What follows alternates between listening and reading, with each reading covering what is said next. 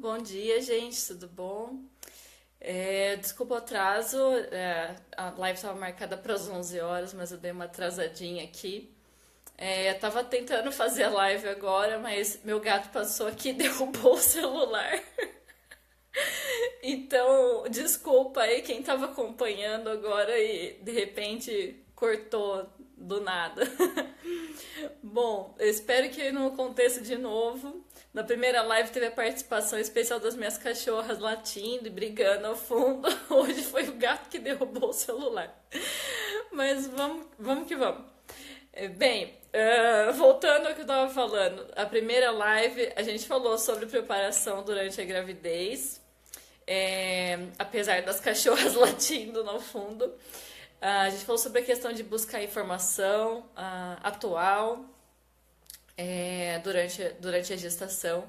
Na segunda live a gente falou sobre algumas dificuldades comuns, né, iniciais, assim, principalmente ligada à questão da pega incorreta e a importância da amamentação em livre demanda, né, sem o uso de bicos artificiais e sem horários rígidos. E hoje a gente vai falar um pouquinho sobre amamentação prolongada e desmame gradual, desmame gentil. Em primeiro lugar, a gente precisa entender o que é amamentação prolongada, né? É uma coisa meio incerta ainda, se a gente for parar para pensar. Porque, assim, a média de aleitamento materno exclusivo no Brasil é de 54 dias. Então, assim, se a gente for parar pra pensar, qualquer coisa acima disso já chega a ser amamentação prolongada, né? Mas não é bem assim que funciona. A amamentação prolongada seria acima do que é preconizado, do que é recomendado pelos órgãos de saúde. Mas não quer dizer que ela não é benéfica. Então, vamos lá. O que seria a amamentação prolongada? Até o Ministério da Saúde, Organização Mundial de Saúde, a Sociedade Brasileira de Pediatria recomendam a amamentação exclusiva até os 6 meses. E aí, a partir dos 6 meses até 2 anos de idade, para manter a amamentação ou mais, ou além dos 2 anos, certo? Então, a gente pode dizer que a amamentação prolongada seria a partir dos 2 anos, tá? Eu entendo assim. A Academia Americana de Pediatria fala de amamentação até 1 ano ou mais. Então, eles têm um período assim um pouco menor. Mas, aqui no Brasil, a Sociedade Brasileira de Pediatria e Ministério da Saúde, junto com a Organização Mundial de Saúde e outros órgãos como a Unicef, por exemplo, preconizam aleitamento materno até 2 anos ou mais. Então, tá bom. Então, 2 anos, tá? É muito difícil encontrar famílias assim que conseguem manter a amamentação até 2 anos ou mais, acima de 2 anos. A gente sabe, né? A gente ouve falar tudo, mas é muito difícil ver, presenciar, conhecer essas famílias. Por quê? Tem muita coisa, né, gente? A gente já conversou, na segunda live a gente estava falando sobre os problemas da amamentação, só que não são só esses problemas que a gente tem que lidar. A gente tem que lidar ainda com comentários das pessoas, dos familiares, pressão para desmamar. As pessoas têm preconceito ainda. E é interessante porque se você for pesquisar a parte histórica, antropológica da amamentação, existem assim estudos que comprovam que a amamentação ela acontecia, o desmame acontecia geralmente por volta dos 6 anos de idade. Então, assim, na nossa cultura ocidental, isso foi se perdendo tanto ao ponto de acharem que uma criança de 1 ano no peito já é demais, já é grande demais para estar mamando no peito da mãe. E não é bem assim, né? A gente sabe que tanto a parte nutricional quanto a parte de saúde mesmo da criança, física, fisiológica, psicológica, é muito importante ter esse vínculo, ter a amamentação estabelecida. Então, a gente teve aí nas últimas semanas um episódio aí, algo que aconteceu e que bombou na internet, sobre uma médica conhecida, né, na televisão. Ela participa de um programa na televisão e ela escreveu um artigo, eu tô com ele aberto aqui, por isso que eu tô olhando aqui pro lado, que diz assim: a amamentação prolongada é recomendada? Até que idade devo amamentar meu filho? E aí, nesse artigo, ela fala que a amamentação ela é puramente nutricional, tá? Então, assim, quando o bebê já começa a comer de tudo, com 6 meses, por aí, já não o leite materno já não é tão necessário e que não é legal manter isso até depois de, sei lá, depois dos 6 meses, 1 ano e tal, porque cria uma dependência, criaria uma certa dependência psicoemocional do peito. Interessante isso, né? Porque a gente sabe, hoje em dia tem tanto estudo em relação à importância da criação do vínculo, do estabelecimento de vínculo entre mãe e filho, que falar em dependência psicoemocional do peito é uma coisa tão contraditória, né? Porque a gente vê o quê? O que a gente vê? Tá? Vamos lá. Nossa geração aqui. Crianças que foram amamentadas muito pouco no peito e que desenvolveram problemas psicológicos, assim, a longo prazo, né? Por exemplo, síndrome do pânico, depressão, ansiedade, pessoas muito carentes, adultos muito carentes, e são pessoas que não mamaram praticamente no peito por muito tempo. Eu mesmo, por exemplo, mamei até os 4 meses no peito. E, enfim, eu acho que você que tá aí, você sabe do que eu tô falando, né? É muito mais comum a gente conhecer pessoas que desenvolveram dependências, carências, problemas psicológicos, muito mais pelo fato assim de não ter tido esse vínculo,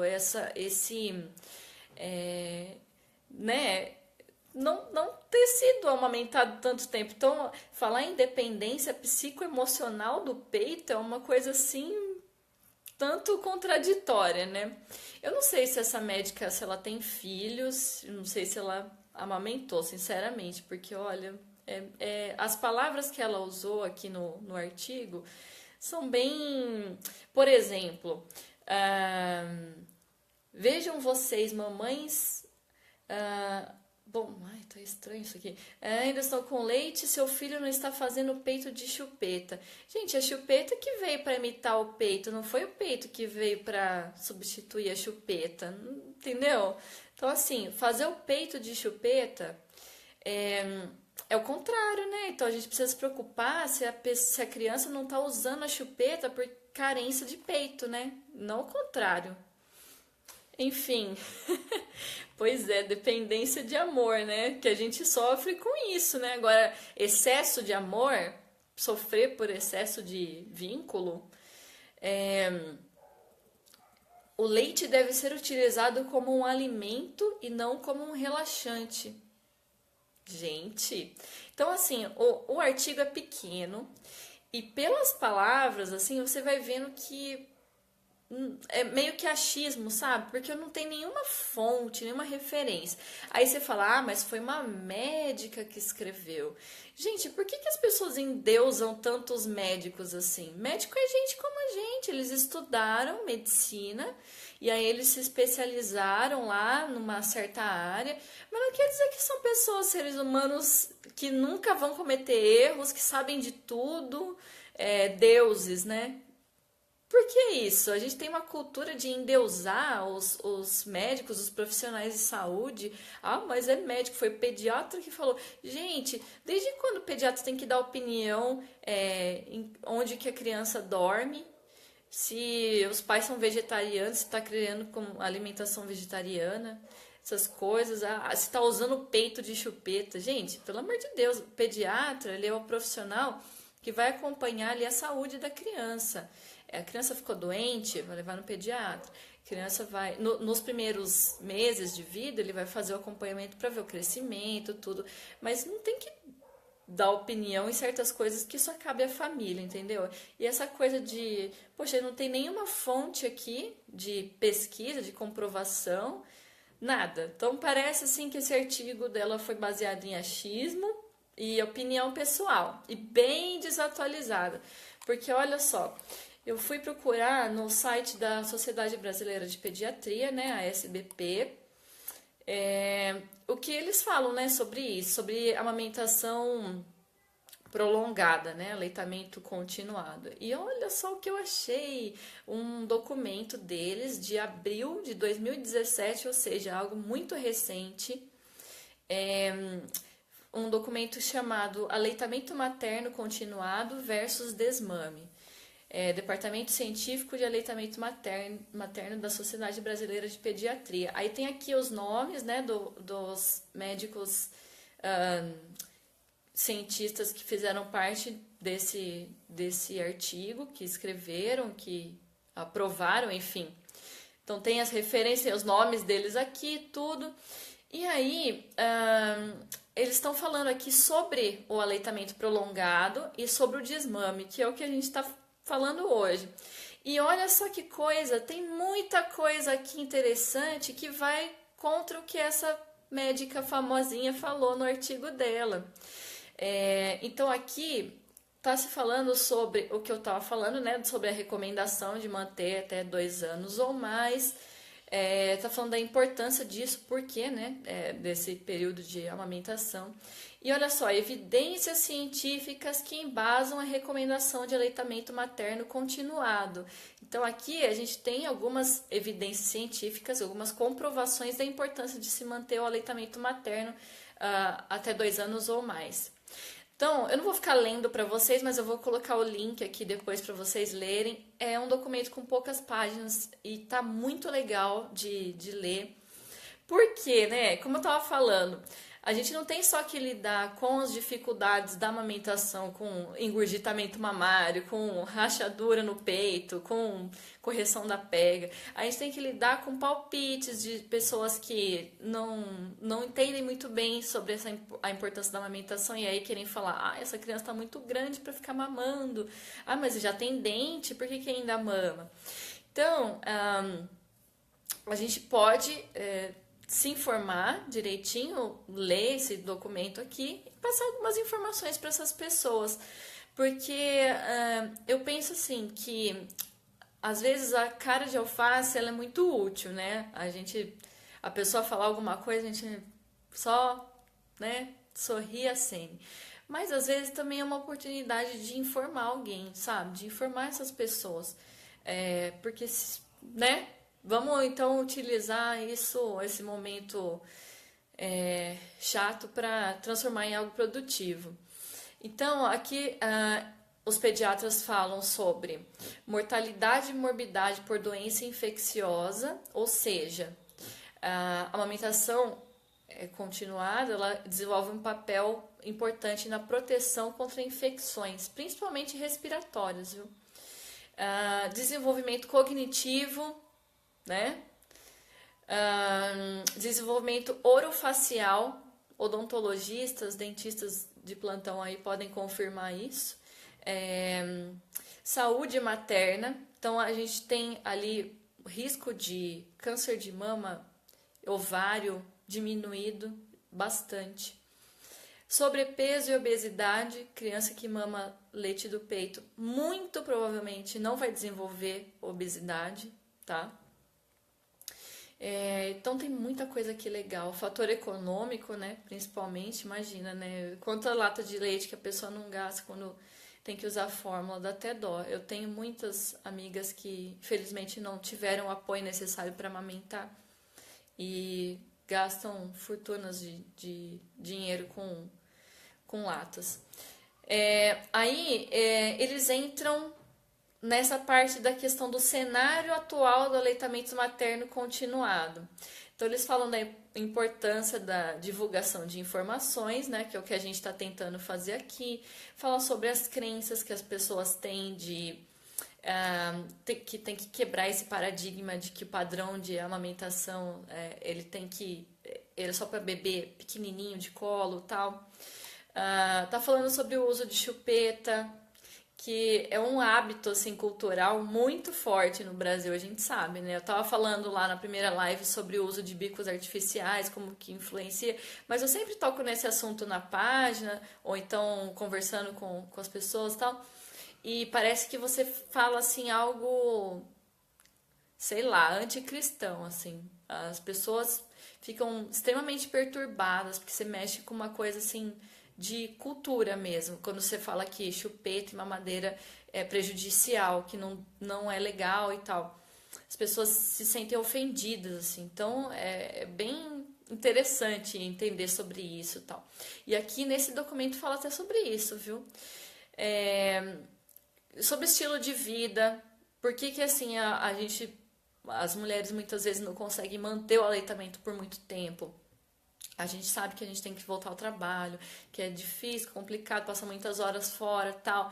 Então são poucos que conseguem manter ainda o aleitamento, mesmo trabalhando fora, muitas horas, passando, às vezes até tem que viajar, tal. E apoio do marido, familiares, ou seja, né, apoio das pessoas, a rede de apoio ali também conta muito. Se a mãe tá lá amamentando e as pessoas ficam falando no ouvido dela, a mãe, a avó, cunhada, tia, sei lá, o pessoal fica falando na orelha dela que aquilo lá, seu leite é aguinha agora, não precisa mais, ele já tem dente, já tá comendo, não precisa ficar amamentando, já tá grande, olha essa criança, o tamanho dela, tal, fica falando também, chega uma hora, né, que é complicado. Aí aqui no documento da SBP fala o que os pediatras podem fazer para apoiar as mulheres a manterem o aleitamento materno contínuo. Isso é muito interessante, porque o que a gente vê é justamente o contrário, né? No dia a dia ali, na consulta ali pediátrica, é muito difícil, não estou falando que são todos, tá? Mas é muito raro encontrar pediatra que realmente apoia o aleitamento materno prolongado. É bem difícil. A gente conhece alguns fatores ali e é bem raro.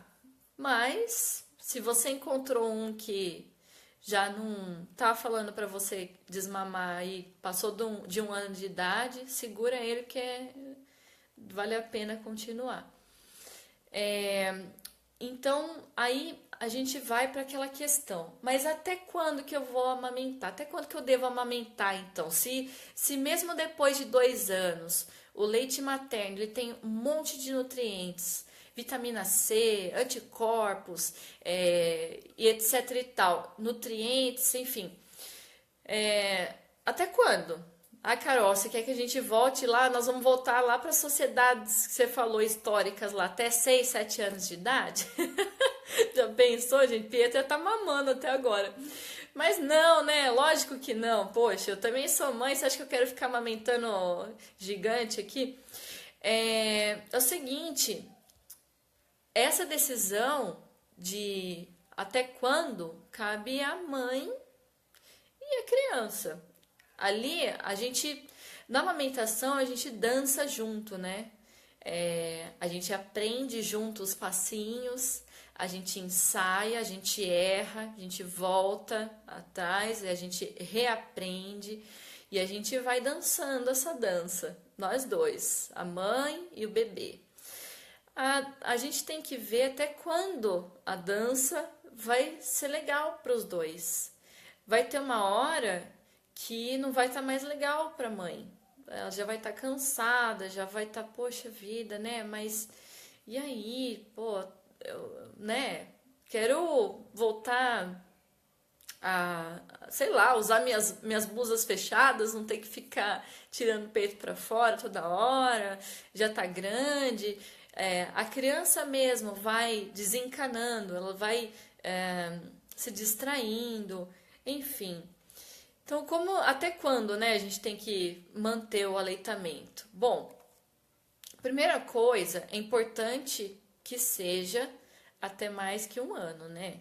Pelo menos, tá? Segunda coisa, a gente observar se a criança ela já está perdendo o interesse nas mamadas, porque acaba virando uma coisa meio habitual, uma coisa de rotina, de costume mesmo.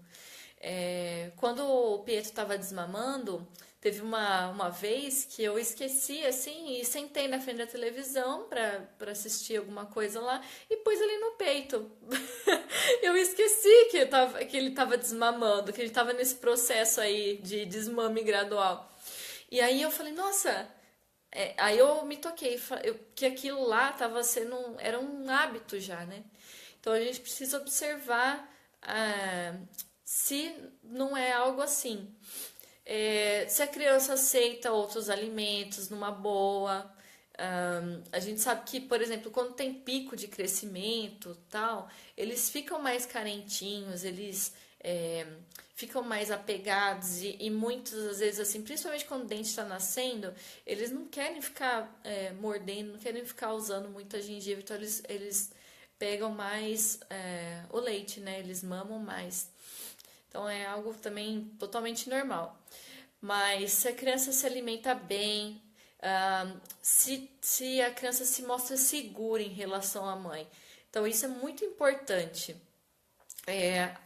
As pessoas têm essa ideia de que a criança que mama no peito, ela vai ficar insegura, ela vai querer ficar só ali no colo da mãe, não vai sair mais, vai ficar ali para sempre, né? Tanto que você vê adolescentes de 15, 16 anos no colo da mãe pedindo para mamar, né? Ai, gente. Mas é totalmente contrário, porque ela vai criar segurança, ela vai entender que a mãe vai estar ali se ela precisar, entendeu? Então ela vai se arriscar, ela vai começar a se arriscar, a fazer as coisas sozinhas, tomar decisões sozinhas. Eu vejo o Pietro hoje, ele mamou até quase 3 anos. Ele tem atitudes assim que eu falo, nossa, quem que ensinou isso pra ele? Porque nem eu lembro de ter ensinado algo pra ele. Ele tenta, ele arrisca. E é verdade, né, Rod? Até parece, né? Se alimentam. Eu acho que as crianças no peito que mamam no peito tendem até a se alimentar melhor. Mas enfim, isso daí depois a gente conversa. Então, não tem essa coisa de dependência. Isso daí deve ser um mito que foi surgindo em algum lugar aí. Eu acho que por alguém que não amamentou, muito provavelmente, ou um psiquiatra ou alguém homem, entendeu? Que criou essa coisa da dependência de peito aí, que foi o que essa médica citou no artigo dela aqui no texto dela aqui. Eu, sinceramente, eu nunca vi uma criança que mamou no peito ser dependente de peito. Pelo contrário, eu conheço muitas que não foram amamentadas, que têm uma carência infinita na fase adulta, inclusive. Então, esses sinais, então, se a criança se alimenta bem, se ela já está meio desencanando de mamar, se ela mama só em alguns momentos ali e tal. Então já são sinais de que o desmame está acontecendo, entendeu? Ele vai acontecendo. Gente, não tem essa de criança ficar mamando para sempre, não existe isso, tá? E aí, se a mãe quiser começar um desmame gradual, é onde ela vai poder começar esse processo. Por que a gente fala em desmame gradual, desmame gentil? Vocês já viram, já devem ter topado com alguém dando conselho de desmame abrupto, né? Porque muitas vezes, depois daquele papo de que a criança é muito grande para mamar, sempre vem uma diquinha, né? Um conselhinho, um pitaco sobre como você pode desmamar a criança.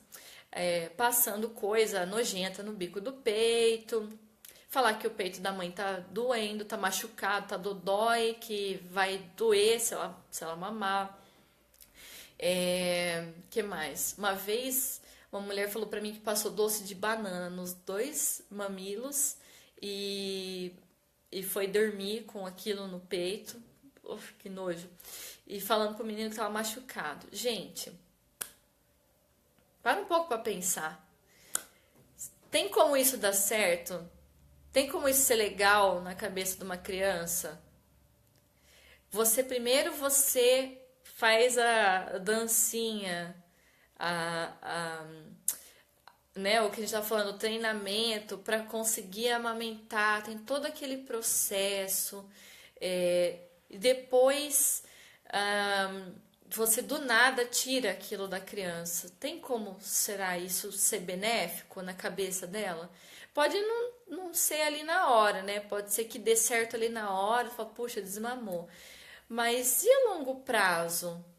Até que ponto isso daí vai ser benéfico na vida daquele ser humano, do ser humaninho?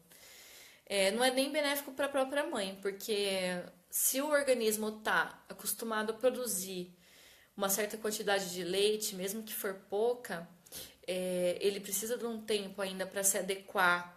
Então, o desmame gradual, ele é benéfico até, principalmente para a mãe, né? Porque ele não precisa, o organismo não vai precisar parar de produzir o leite de repente. Se ele precisar fazer isso, muito provavelmente essa mulher ela vai precisar de medicação, tudo para não ter mastite, não ter problemas sérios ali na mama. Então, o desmame gradual, gentil, ele é importantíssimo, principalmente para a mãe também.